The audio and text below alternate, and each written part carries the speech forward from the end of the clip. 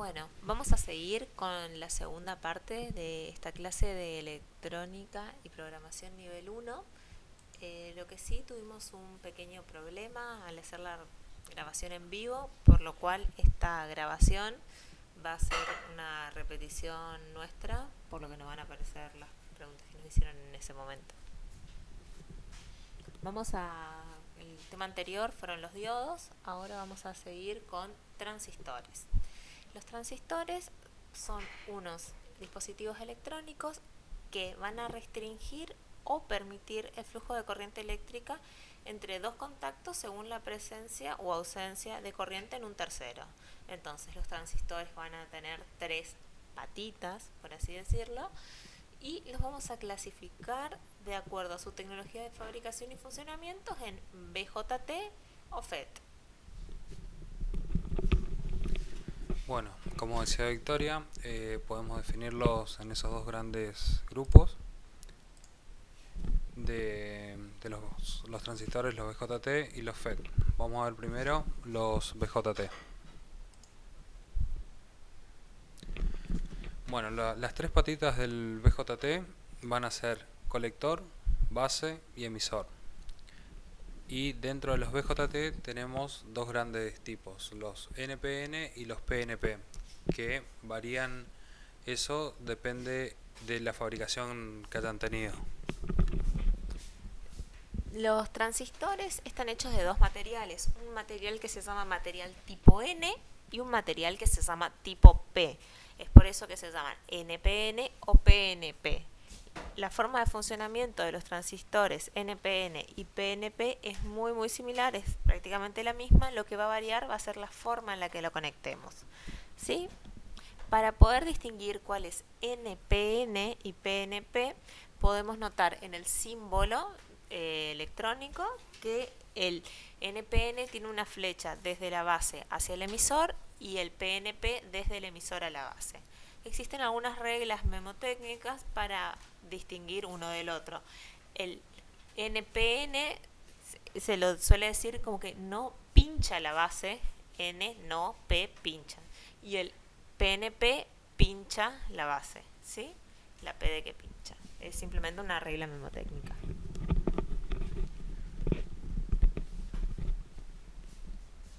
Bueno, nosotros vamos a utilizar los BJT en la zona de saturación y la zona de corte. Estos dispositivos tienen tres zonas de funcionamiento. Nosotros utilizaremos la de saturación y la de corte, como les había dicho, y dejando de lado la zona activa por este lado. Los transistores se suelen utilizar para distintas funciones. Una de las funciones es como un conmutador, es decir, como que abra o cierre una llave o un interruptor, y otra forma de utilizarlo es como amplificadores. La parte del amplificador no va a entrar en este curso. Bien, podemos ver que el transistor en la zona de corte va a funcionar como una llave abierta, que eso lo que hace es que entre el colector y el emisor funcione como una llave abierta. Y en el PNP lo mismo. La señal de control va a llegar a la base, es decir, va a haber una señal o un comando, algo que llega hacia la base y le va a decir si va a dejar pasar la corriente entre el colector y el emisor, ¿sí? Lo que vamos a ver en el siguiente gráfico es Para que el transistor trabaje como un circuito abierto, o sea, como una llave abierta, va a ser la zona de corte, que es donde la tensión entre el colector y el emisor va a ser grande y no va a haber circulación de corriente. Entonces, si tenemos un circuito, toda la tensión va a estar entre el colector y el emisor y no va a haber circulación de corriente. En cambio, para la zona de saturación, vemos que la tensión entre el colector y el emisor se hace muy chica, que sería como si estuviéramos midiendo la tensión de estos dos lados de una llave cerrada. Entonces estaría en cortocircuito ahí y que emularía a una llave cerrada. Entonces estaríamos en esta zona, la zona de saturación.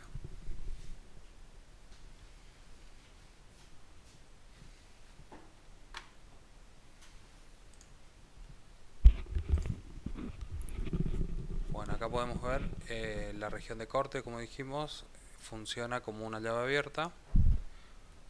La región de saturación va a funcionar como una llave cerrada. Y la región activa se utiliza para amplificar señales, pero en este curso no lo vamos a tratar ese tema. Repasando, para utilizar los transistores como conmutadores, vamos a utilizarlos en la región de corte, ahí es un interruptor abierto, y en la región de saturación es un interruptor cerrado. Seguimos. Bueno, vamos a ver cómo conectamos estos transistores. Aquí donde está indicado como pin de salida va a ser nuestra salida de la placa Arduino. Entonces, lo que tenemos que ver es para poder trabajar con estos transistores es que como dijimos antes, que la señal va a llegar a la base y esta va a activar la corriente que va a fluir entre el colector y el emisor del transistor. Entonces, por ejemplo, cuando tenemos un 0 o un voltaje 0 en el pin de salida, vemos que existe un diodo que va a estar entre la base y el emisor. Entonces, el emisor está a ground, o sea que tenemos 0 voltios, y aquí también entonces no va a haber una polarización de este lado, o sea, no va a conducir corriente acá, entonces esto va a estar como un circuito abierto. Toda la tensión va a estar entre el colector y el emisor. En cambio, cuando tenemos un 1 en el pin de salida, va a fluir una corriente desde la base hasta el emisor. Entonces, al polarizar este diodo que está entre base y emisor, ahí sí se cierra el diodo y la tensión entre colector y emisor se hace muy chiquita, entonces hace que en esta rama se genere una tensión, una corriente. El diodo que menciona Maxi entre la base y el emisor, lo podemos ver el sentido del diodo con la flecha que se está mostrando, es decir, va a conducir cuando entre la base y el emisor quiera circular la corriente en ese sentido, de base a emisor, de un voltaje más alto en la base a uno más bajo en el emisor. Bueno, de forma análoga es lo mismo para la conexión PNP, solo que pueden notar que el emisor está conectado a veces en esta. Tenemos una regla memotécnica para acordarnos cómo se conectan. Es decir, el PNP se conecta el emisor a lo positivo del circuito. Sí, ahí es donde estaría nuestra batería, nuestra conecta, nuestra fuente de alimentación. ¿Sí? Entonces el PNP conecta el emisor directamente al positivo. En cambio, en un NPN conecto el emisor al negativo.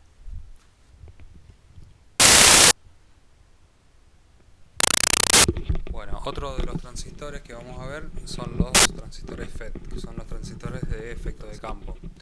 De manera análoga a los BJT, lo que podemos tener en estos transistores es que lo que manejaba el transistor en el BJT era la base, en este caso va a ser la puerta al gate. Eso es lo que maneja el transistor. Y la parte de la salida va a estar entre el drenador y el surtidor, o fuente y drenador, que son las otras dos patas. También es un dispositivo de 3 patas. Bueno, como estaban los NPN y los PNP, acá vamos a tener los FET de canal N y los FET de canal P. También tienen 3 zonas, la zona de corte, de saturación y la zona lineal.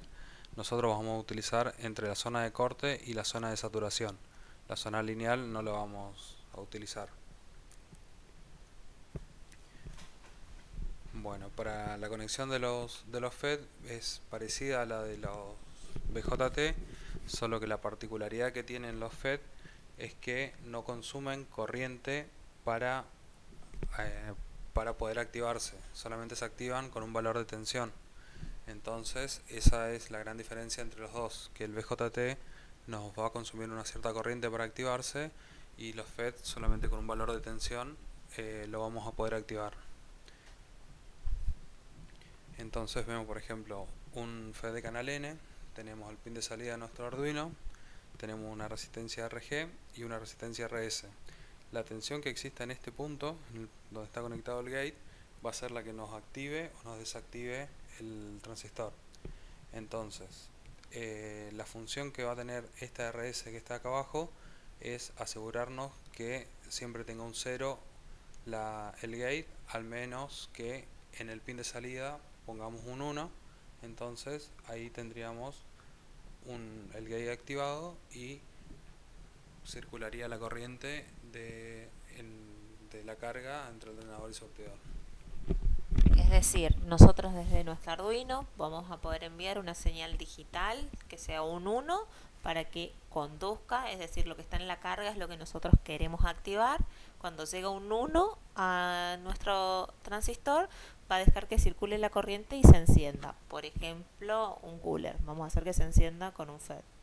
En cambio, cuando nosotros le ponemos un 0, no va a conducir y se va a apagar. Vamos a ver ahora cómo funciona con un transistor de canal P.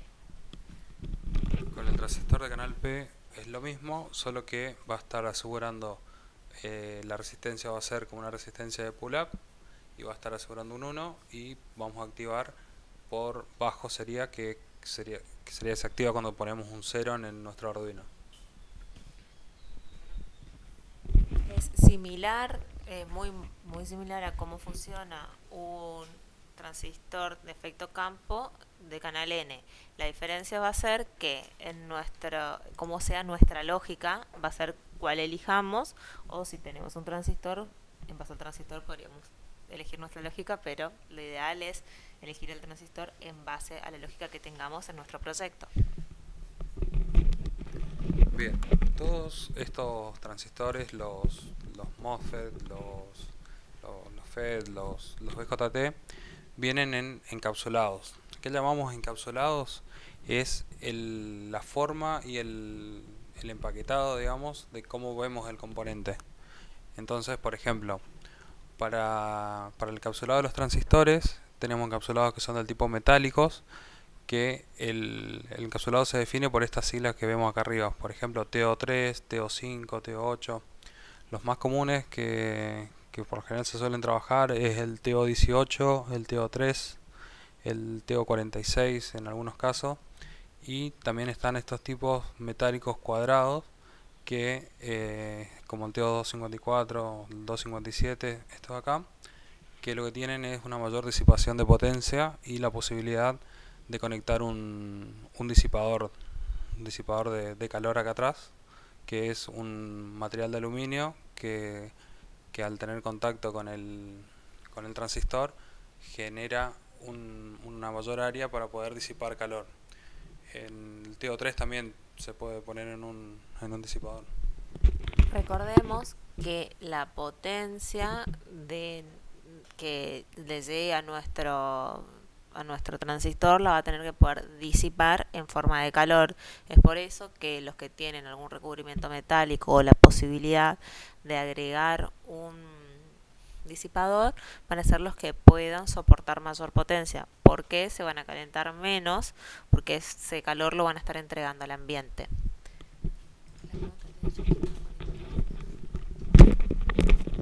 Bien, en cuanto a los otros encapsulados, son del tipo plástico, que los más comunes son el TO92 y el TO220, hay muchos tipos, y que dentro de los plásticos tenemos los through-hole y los SMD. Los SMD son los de montaje superficial y los through-hole son los que tienen las patitas para que atraviesan, digamos, la placa de un lado y se sueldan del otro. Una pregunta que nos habían hecho en la clase era si en los SMD esta parte del medio, o también en el TO220, si esta parte de metal está conectado a algún terminal. Por lo general a veces vienen conectados al terminal del medio, pero eso específicamente hay que verlo en la hoja de datos de cada componente. En estos en particular que están conectados a algo, puede ser que esté conectado y puede que no, pero en caso de que estén conectados hay que ver cómo es el circuito, y a la hora de colocar un disipador de calor atrás, se usa un material que es aislante para para aislar, digamos, que esta parte de metal no toque el disipador porque puede hacer un cortocircuito con otra parte del circuito. En el encapsulado de los transistores siempre vamos a poder observar que existen varios números, letras serigrafiados sobre el componente. Esos nos van a indicar, por un lado, el encapsulado que tienen y por otro lado, qué componente es. La mayoría de las veces vamos a poder encontrar esa información. Lo que tenemos que ver siempre es la hoja de datos del fabricante para poder encontrar cuál el orden de las patitas, de las patillas que tiene nuestro transistor, para saber si, por ejemplo, es un BJT, cuál es la base, cuál es el colector y cuál es el emisor. Entonces, porque no siempre van a seguir el mismo orden. También sucede lo mismo con los MOSFET. Bien, otro dispositivo que vamos a utilizar mucho en nuestros proyectos son los pulsadores. Los pulsadores actúan como una llave que tiene un estado permanente y un estado al pulsar.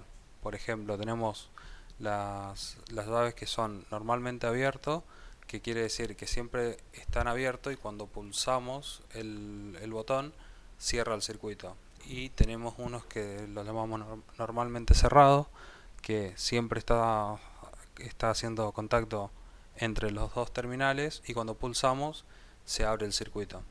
Eso, el uso ya va a depender de la lógica que necesitemos. Los más comunes que vamos a utilizar son de este tipo, que vienen con las cuatro patas, y lo que hay que tener en cuenta es que las patas A y C vienen conectadas entre sí y hacen switch entre B y D. Estos son los que comúnmente encontramos como pulsadores, botones que decimos están, por ejemplo, cuando nosotros los presionamos hacen que conduzca corriente y cuando los soltamos dejan de conducir, o al revés, están siempre conduciendo y cuando los tocamos, mientras los mantenemos presionados, abren el circuito y no se conduce más corriente. Cuál utilicemos va a depender nuevamente de la lógica de nuestro circuito. Bien, otros componentes que se utilizan bastante son los reguladores de tensión. El regulador de tensión es este componente que vemos acá, que pueden ser de dos tipos. Hay reguladores que son fijos y hay otros que son variables. En cuanto a los fijos, reciben una tensión continua en la entrada y nos dan un valor específico en la salida. Por ejemplo, en este caso tenemos en la entrada 9 voltios y en la salida vamos a tener una tensión constante de 5 voltios. Esto se usa cuando tenemos una batería que nos da una tensión por arriba de la que nosotros necesitamos en alguna parte del circuito y necesitamos convertir. Lo que hay que tener en cuenta es que estos voltios que nosotros reducimos de 9 a 5, esos 4 voltios se van a disipar en este componente en forma de calor. Estos componentes vienen por lo general en encapsulados TO220 o TO220, TO3 y también algunos vienen en TO92. Lo que tenemos que ver es cuánta corriente le vamos a hacer pasar, digamos, para que no se calienten tantos. Estas cuestiones de cuánto voltaje va a caer, qué potencia vamos a tener que disipar, son las cosas que vamos a tener en cuenta al diseño de los proyectos. Cualquier proyecto que ustedes quieran encarar van a tener que tener luego estas consideraciones, a ver que circule el aire, que se enfríe, que no se supere las temperaturas. Todo esto lo vamos a ir analizando cuando leamos las hojas de datos, que vamos a verlo la próxima clase. Pero es importante que sepan que todos estos parámetros los tenemos que referir siempre a la hoja de datos o datasheet del fabricante. Bien, como veíamos, el regulador fijo también tenemos uno que es variable. Entonces, el regulador variable lo que tiene es que la tensión de ajuste va a estar en el medio de un divisor resistivo formado por R1 y R2. Entonces, esta tensión de ajuste que está acá en la pata de ajuste en la hoja de datos, por ejemplo del LM317, esa tensión va a estar regulando qué voltaje tenemos en la salida. Esta tensión de salida, el fabricante nos da esta ecuación que nos dice que la tensión de salida va a ser 1,25 por 1 más R2 sobre R1. Si vemos acá en el circuito, R1 lo tenemos fijo y R2 va a ir variando. Entonces, a medida que yo varío R2, voy variando el voltaje de salida. Entonces, vemos que entre R1 y R2 se forma un divisor resistivo. Desde la salida tenemos R1, acá tenemos R2 y cierra el circuito por acá. Mientras hacíamos la clase nos consultaron por qué esta pata no estaba conectada. Si ustedes recuerdan de la primera parte de la clase, esto es un potenciómetro, es decir, que es una resistencia variable. ¿Por qué lo utilizamos en este circuito? Porque necesitamos cambiar esta resistencia, variar el valor para obtener distintos valores de tensión a la salida. Eso lo sabemos porque está en la hoja de datos, que como les dije, vamos a ver la clase que viene varias hojas de datos y cómo sacar estos datos. Lo que sí es que recuerden, entre este punto y este otro punto vamos a tener 5 kiloohms, porque lo dice acá, la resistencia es de 5 kiloohms, y a medida que esta flechita, el cursor, se vaya moviendo, va a ir teniendo distintos valores, entre 0 y 5 kiloohms, entre este punto y este punto de la flechita, ¿sí? Siempre va a variar entre los valores extremos de esto, algún punto intermedio hasta lograr entre estos dos bornes la tensión que nosotros queremos obtener a la salida. Bien, todos los circuitos que hagamos en este curso o más adelante, siempre vamos a tener que estar en una etapa de diseño que es o de prueba, que entonces para eso vamos a utilizar las placas de prototipado. Las placas de prototipado hay varios tipos. Las más comunes son las protoboards, las perfboard y las stripboard. La que más vamos a utilizar en este curso van a ser estas, las protoboards, que lo que nos permiten es conectar los componentes, hacer las interconexiones y poder reemplazarlo de forma fácil. Para las perfboard y las stripboard ya es un poco más complicado porque hay que soldarlos. Las protoboards son reutilizables y por eso su costo es una sola vez las compra y luego puede hacer muchas pruebas en ella. Tiene algunos puntos en contra, pero los vamos a ir viendo más adelante.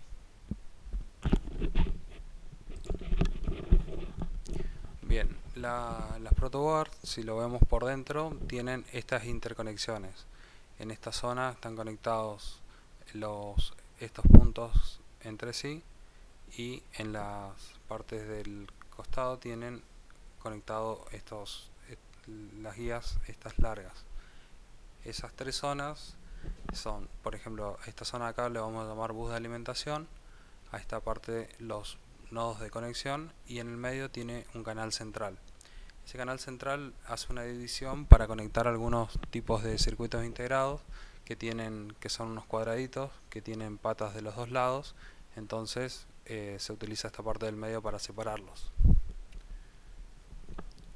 Cuando hacemos una conexión en alguno de los nodos de conexión, al conectar una pata de un componente en un circuito, en una línea, ya toda la línea queda disponible para hacer una conexión con esa pata.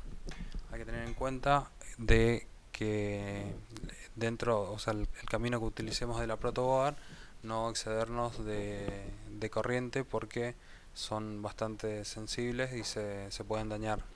También utilizar por cada agujerito, poner una sola pata de un componente y no utilizar dos patas de un componente en el mismo hueco. Para eso hay que ir utilizando los de los costados, y en caso de que no alcance, se puentea con una al lado y se sigue utilizando. Los cables que vamos a utilizar se llaman cables unifilares, o si tienen un cable multifilar vienen unas puntas que se las pueden soldar, pero eso ya es un poco más complicado. La idea del curso era poder enseñarles a soldar y ver todo esto, pero vamos a ver cómo continúa todo para ver si podemos lograr tener clases presenciales antes de que termine el curso. De no ser así, veremos posibilidad de que exista algún tipo de taller más adelante. Bueno, entonces veíamos las placas de las protoboards con sus zonas. Y bueno, vamos a ver algunos ejemplos de cómo conectarlas. Por ejemplo, tenemos este circuito esquemático y tenemos que pasar de esto a una conexión real. Entonces vemos, tenemos la batería en este lado. Esta parte del circuito, este camino, va a ser el cable rojo que tenemos acá, que sale del positivo de la batería y se conecta al bus de alimentación. Esta parte de la batería, que es el negativo, sale de la parte negativa y llega al bus de alimentación. Entonces, con esas dos conexiones, ya toda esta línea de arriba tendría negativo de la batería y toda esta línea tendría el positivo de la batería. Entonces, seguimos por acá. Vemos que conectamos en serie de la resistencia, conectamos el positivo, pasa la resistencia, luego pasa en serie al LED, viene por acá, pasa al LED, vuelve por este camino y se conecta al negativo. La presencia de la resistencia en este circuito es, como habíamos visto antes, limitar la corriente para limitar la corriente que circula a través de ese LED que queremos encender. Bien, vamos a ver otro ejemplo. Tenemos una batería y 3 resistencias en paralelo. Para conectar ese paralelo tenemos las 3 resistencias conectadas de esta forma. Vemos que en este bus va a ser equivalente a la parte de acá arriba, y este bus de acá va a ser equivalente a esta parte de acá abajo. Entonces a esto le conectamos al positivo y la otra al negativo, y ahí tendríamos esta conexión.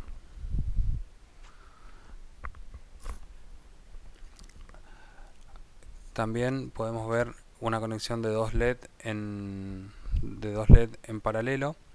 Entonces tenemos la batería conectada al bus de alimentación, que serían estos dos puntos, y vemos que del punto positivo pasa por la resistencia, pasa por el LED y vuelve al negativo. De la misma forma conectado acá. Podemos ver que en este ejemplo, no sé si llegan a notar, que esta resistencia es de 1K y esta resistencia es de 10K. Como son distintos valores de resistencia, la corriente que pasa por la de 1K va a ser mayor a la que pasa por la de 10K, y si pueden ver que el LED prende más fuerte en un lado que en otro. Acuérdense, 10K, decimos son 10 kiloohmios, o sea que son 10.000 ohmios, ¿sí? Lo que también podemos ir notando cuando van haciendo las conexiones, van a ver que las protoboards tienen números. Entonces, para ver que esta línea está interconectada, esta que sería la 22, acá está conectado, y después por este lado la 20 está conectada luego de pasar el LED. ¿Sí? Todo esto de cómo ir siguiendo los caminos es algo que vamos a practicar la próxima clase con un software de simulación. Lo que sería interesante es que estos circuitos los sigan viendo, revean el video y fíjense cómo harían estas conexiones ustedes. Así lo podemos practicar más fluidamente la próxima clase. Bien, acá podemos ver una conexión con un pulsador, que tenemos el bus de conexión que estaría conectado a la batería, luego tenemos la resistencia, de la resistencia pasamos al pulsador y del pulsador pasamos por el LED. Una vez que terminamos la conexión del LED, se conecta al negativo. Entonces cada vez que pulsamos el pulsador va a encender el LED. En este caso están los 3 elementos en serie, y el orden en la protoboard está cambiado del pulsador y la resistencia. Como están en serie y es solamente este circuito, no altera el funcionamiento, porque el pulsador es el que cierra el circuito. Cuando este esté pulsado, ahí va a generar la corriente que circula en el circuito. Como veíamos hoy, hay que tener cuidado de los pulsadores, conectarlos de la forma que vimos anteriormente, que serían entre estas patas, para que son el equivalente a estas, y no así para abajo porque esas están conectadas entre sí. Si realizamos la conexión con esas patas, como lo vemos acá en este circuito, vamos a ver que el LED va a prender siempre y no va a funcionar, digamos, la apertura del circuito con el pulsador porque estarían conectadas las dos patas en este mismo punto. Una cuestión a tener en cuenta, ahora vamos a hacer simulaciones, pero cuando pasemos o cuando hagan proyectos propios, nunca conecten o desconecten eh, elementos mientras el circuito esté en funcionamiento, ¿sí? Si deseáramos mover las cosas, lo que primero hay que hacer es desconectar la batería y luego mover los componentes. Los componentes nunca se mueven, se sacan o se ponen componentes mientras está en funcionamiento. Podemos quemar los componentes, podemos dañar nuestro protoboard, porque estamos metiendo, o sea, estamos moviendo, conectando y desconectando, puede variar abruptamente la tensión, la corriente que reciban o cosas que no las vamos a poder ver en la simulación, pero en la vida real no lo hagan. Bien, y vemos también este circuito que tenemos un LED, una resistencia fija y una resistencia variable. Acá podemos ver, como el ejemplo del regulador de tensión, solamente estamos usando el terminal de un extremo del potenciómetro y el del medio. Y la tercer pata está conectada acá a nada. Entonces tenemos la batería conectada al bus de alimentación, tenemos por el positivo, está conectada a la resistencia fija, que en este caso está cambiado el orden entre el LED y esta resistencia, y el potenciómetro también, pero de vuelta, como es un circuito serie, no afecta el funcionamiento. Entonces tendríamos la resistencia fija, el potenciómetro, que es la resistencia variable. Acá hacemos un puente, conectamos el LED y vuelve al negativo. Entonces, ¿por qué tiene dos resistencias conectadas, una variable y una fija? Es porque esta resistencia que está aquí asegura que cuando este potenciómetro esté en cero, al menos exista una resistencia en el circuito para poder limitar la cantidad de corriente, porque si no estuviera esta resistencia, cuando esté en cero, quedaría el LED conectado directamente a la batería y la corriente sería muy alta y se quemaría el LED.